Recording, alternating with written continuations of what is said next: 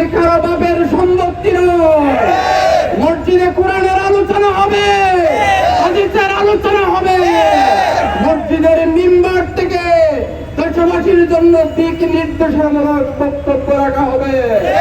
আমি আজকে আমাদের জনশক্তির উদ্দেশ্যে বলতে চাই, আপনাদের জন্য নতুন কর্মসূচি ঘোষণা করছি।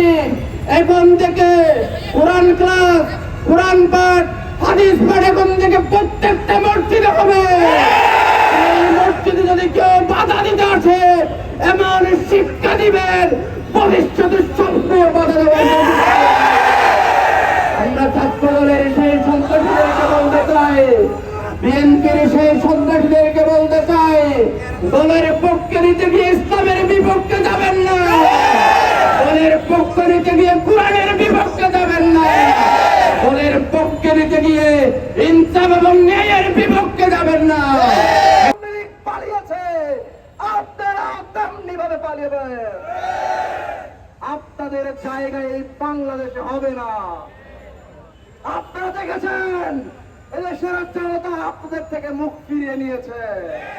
আপনারা দেখেছেন প্রত্যেকটা বিশ্ববিদ্যালয়ে সচেতন ছাত্ররা আপনাদের থেকে মুখ ফিরিয়ে নিয়েছে।